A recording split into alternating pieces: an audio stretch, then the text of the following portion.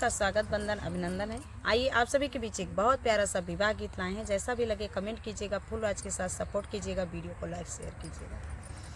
कि मऊरा पहिरी दुल्हे गईले सासुरारिया, अरे सासू पूछे लिए कबा, अरे मऊरा पहिर दुल्हे गईले सासुरारिया, अरे सासू पूछे लिए कबा, अरे कैसन बाटे दुल्हे पापा से चाचा, कैसन बाटे छोटा भाई, अरे कैसन बाटे दुल्हे पापा से चाचा, कैसन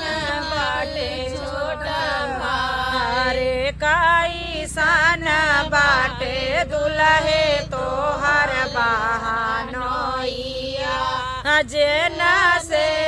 सजल बारात, अरे कैसन बाटे दुल्हे तोहर बहनोइया, जेना से सजल बारात, अरे तीरा छिपा गड़िया बंधले पापा से चाचा, अरे छाईला बाराना छोटा भाई, अरे छाईला बाराना छोटा भाई, अरे घोड़ावा चढ़ला वैसा बहनोइया, जिना से हो सजल बारा, अरे घोड़ावा चढ़ल वैसा बहनोइया, जिना से सजल बारा। तनी बचन जब सुनली है सासू, मानही मुसका, अरे भेज देबै हो दुल्हे पापा से चाचा, भेजी देबै तोहर छोटा भाई, अरे भेजी देबै हो दुल्हे पापा से चाचा, भेज देबै तोहर छोटा भाई, अरे ये नाही भेजब दुल्हे तोहर बहनोइया, जिना से सजल बारा, अरे या नाही भेजब दुल्हे सागा बहनोइया, जिना से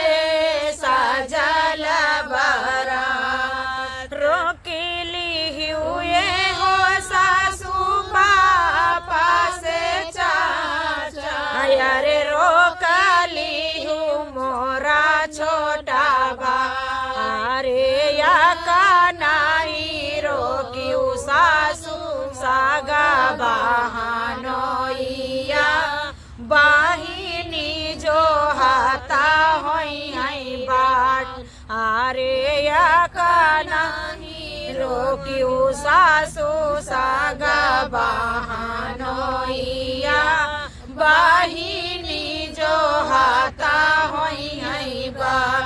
जो हाथा होई है बाटिया, लखाता होई है राहिया, अरे आखिया जरता होई है लो, अरे जो हाथा होई है बाटिया, लखाता होई है राहिया, आखिया जरता होई है लोर। तो फ्रेंड, आप सभी को प्यारा सा गीत कैसा लगा कमेंट करके जरूर बताइए।